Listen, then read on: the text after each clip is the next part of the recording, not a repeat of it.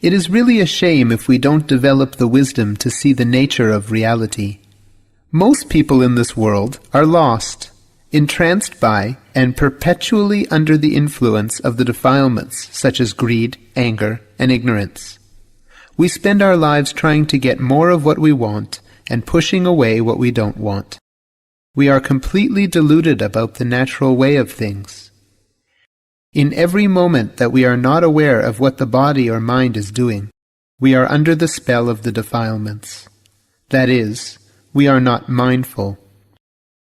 Many people have good concentration, but concentration isn't always a virtuous thing. Mindfulness and wisdom are always virtuous. We need mindfulness to bring about wisdom, and we need wisdom to liberate us from suffering. We need to have the mindfulness that sees the arising and falling of physical and mental phenomena. Mindfulness knows what arises, and wisdom sees the characteristics of what arises. Specifically, wisdom sees at least one of the three characteristics, anicca, dukkha, and anatta. So mindfulness knows what arises, and wisdom understands the truth that what has arisen is impermanent, does not persist, and is beyond control. One who is able to see clearly and fully that whatever arises also falls away has reached the first stage of enlightenment, stream entry, sotapanna. He or she sees that there is no self in all of this.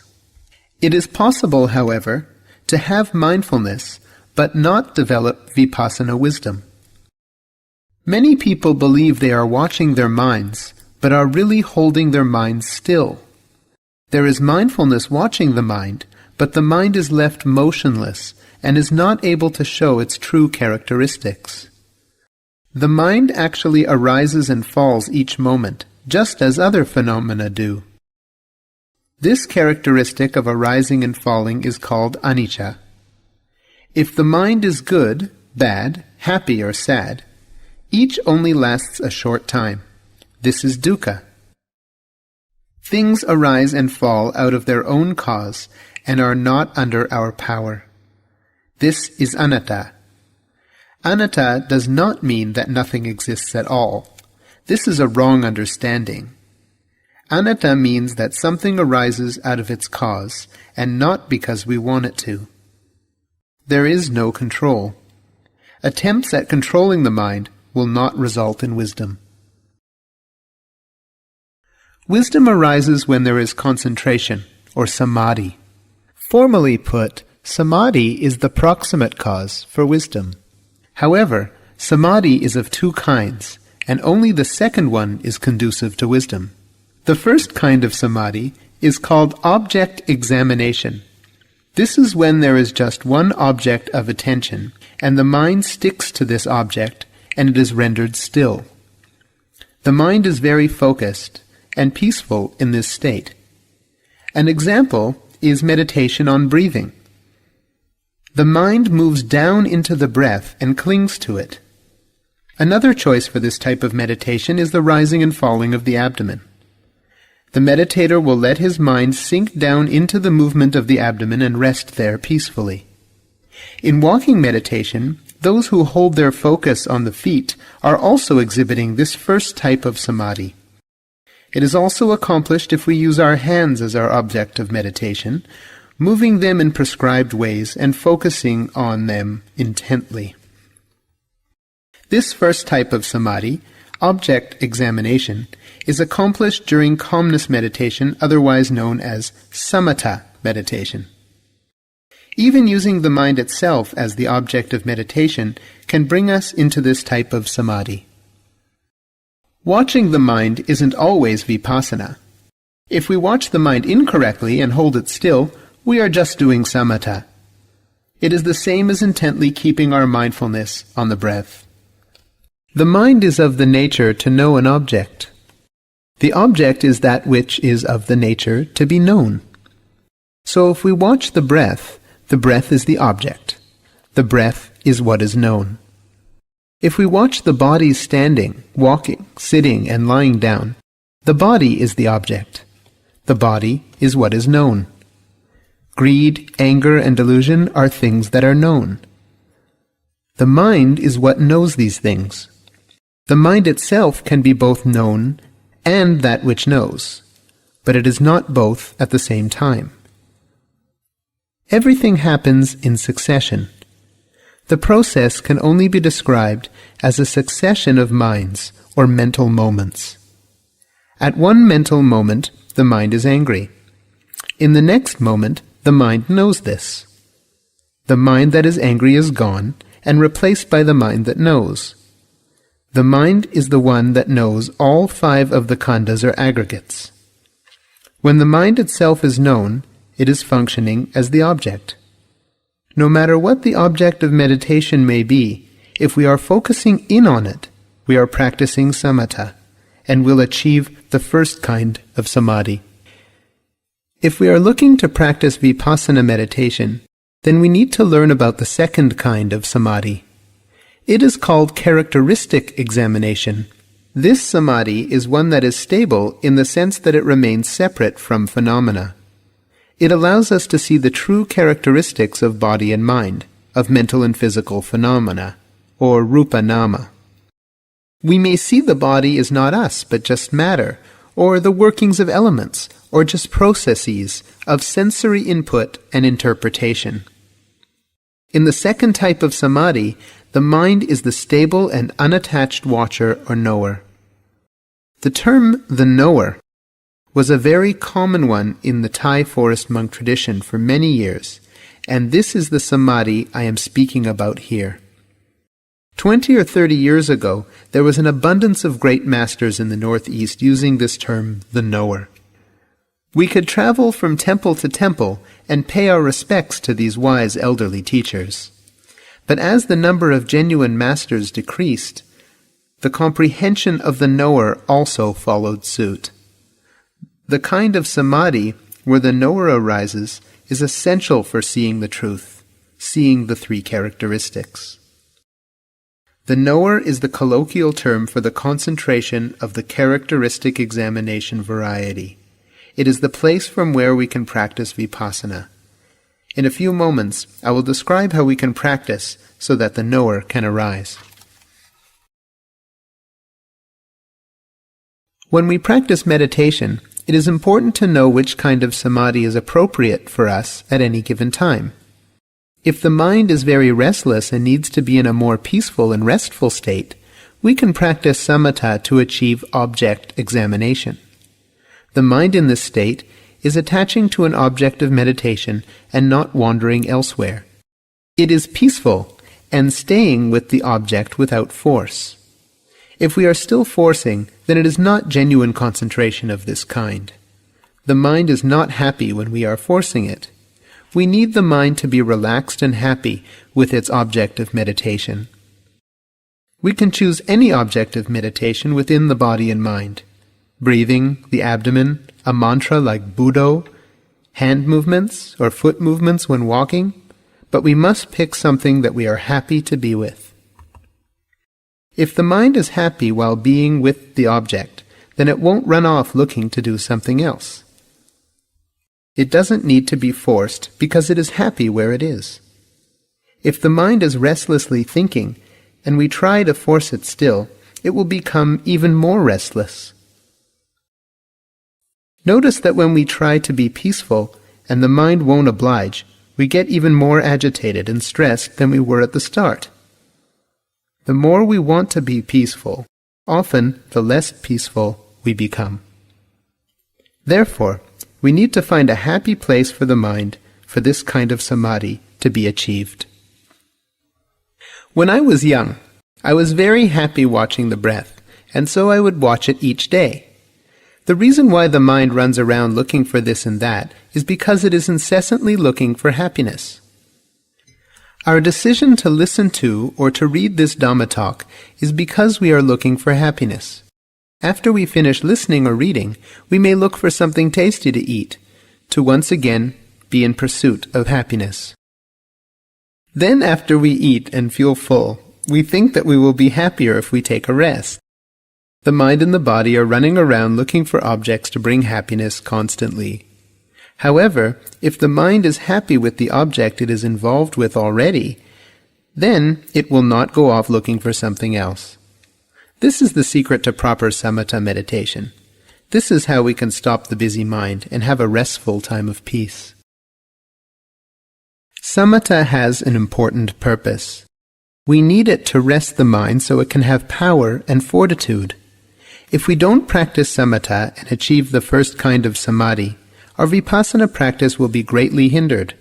We won't have the fortitude and momentum to keep up the practice. Those of us that watch the mind well will see that the mind cannot walk the path of wisdom all the time. It will need to rest. The mind will move into samatha automatically at times, staying still in one place. In fact, it does this even more often than vipassana. Wisdom comes up just for a short while at a time, and then the mind becomes still again. A word of warning to those that prefer to watch the mind: make sure you keep up samatha practice as well. It is essential in order to keep the mind fresh and powerful enough to walk the path of wisdom well. Those without the first kind of samadhi will have trouble doing vipassana for longer periods. Wisdom may arise briefly, and then the mind will go off on a thinking tangent. Those that are too attached to samatha should be careful too. The mind may be resting well for a while, but then go off into dazes or dream states. I spent 22 years as a youngster practicing only samatha and happily being with the breath. When the mind was busy, I would meditate on the breath for a while and make the mind peaceful. I knew nothing of the knower and was just looking for peace. Then I started going to temples and frequently heard the term the knower and became interested in the path of wisdom. The knower is the mind that knows. The object is that which the mind is knowing. When we are watching an object, know when the mind has gone off to think. Know the body is breathing or the body is moving, and then know when the mind has strayed from knowing the chosen object.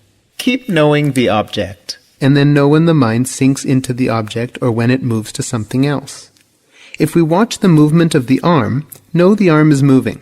When the mind moves in towards the arm, as in samatha, know that it is doing this. When the mind moves off to think, know this too. If we continuously are able to notice on time when the mind is moving towards the object to focus in on it, or away from the object to get lost in something else, then the mind will become the knower, or the watcher. It will separate out as the one who knows, the awakened and joyful one. It is the opposite of the one who is lost, infatuated, or entranced. The lost one is the thinker, deluded and entranced in a fabricated reality. We need to learn to be the watcher or the knower and rise above the thinker and the world of fabrication. The knower, samadhi of the second kind, arises when we practice meditation as I have described. When it arises, it does so with either happiness or equanimity. We cannot intend for the knower to arise. It arises of its own accord when the mind has enough fortitude. The idea about fortitude can be illustrated in the case of someone who is perpetually bad. Such a person doesn't need to intend to do bad things because he is bad already. The badness has fortitude and momentum. Thus, unseemly acts are committed effortlessly, without prompting. Good people do good things with ease as well. Many of us can notice that our minds naturally want to read or listen to the Dhamma without any prompting. Similarly, the knower arises unprompted out of the fortitude of our practice. We must practice to wake our minds up out of the world of thought and fabrication. The thinker opposes the knower. When we are not knowing, we are thinking, interpreting, and fabricating. Our practice is to simply know whenever the mind leaves the object of our attention. Notice when it goes out to think, see, hear, smell, taste, or feel. Notice when it sinks down to cling into a meditation object as well. If we do this repeatedly, we will reach the second kind of samadhi, characteristic examination, and the mind will be in the appropriate state to practice vipassana. For both kinds of samadhi, the principles are quite easy. In the first kind, Choose an object in the body or mind that we are happy with. When the mind is happy, it will stay concentrated and have no need to look for happiness elsewhere. In the second kind, we watch a meditation object and notice whenever the mind goes away from or towards it, instead of just knowing it. Let's take the example of the mantra Buddho as our meditation object. We could just as easily choose the breath, the body, or a part thereof. For the first kind of samadhi, we practice samatha. We happily keep our attention on the repeated word Buddho, Buddho. The mind eventually stays with and clings to Buddho. It becomes still and peaceful. If we are practicing the second kind of samadhi, we keep the mind on Buddho just the same, but our perspective is different. Instead of saying Buddho to become calm and still, our objective is to recognize each time the mind has left Buddho, and recognize each time the mind overfocuses on it. The knower will arise and can walk the path of vipassana wisdom. It will watch mental and physical phenomena passing by from a distance, and it will do so with impartiality. It is as if we are standing on the riverbank and watching the water flow downstream. I often like to summarize the correct practice in the following way. Have mindfulness and know bodily and mental phenomena as they really are, with a mind that is stable and impartial. Firstly, we need to have mindfulness recognizing what arises in the body and mind. Then, to know bodily and mental phenomena as they really are means that wisdom sees their true three characteristics. In order to have the wisdom that sees the three characteristics, the mind must be stable and impartial to phenomena. The knower, the awakened one that I spoke of, is the one that is stable. By stability, I mean the mind remains rooted in awareness. It is not attached to phenomena and doesn't slip down into them. It also doesn't get lost in liking or disliking what arises. It is impartial, unbiased, equanimous. Keep practicing to develop mindfulness, develop samadhi, and develop wisdom.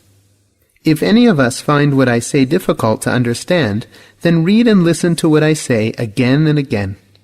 Many people have seen how much their lives have changed for the better once they correctly understand the principles of meditation. Can we notice that the mind prefers to think than to know? And when it wants to know, it then sinks down and overfocuses. Keep watching in the ways I describe and our practice will flourish. We will become very sharp at distinguishing what kind of samadhi to practice at any given time. We will know when our mind should be made peaceful and when it is suitable for walking the path of wisdom. This is all not as hard as we may think. I have explained Dhamma practice in great detail. Now let's put the teachings to work.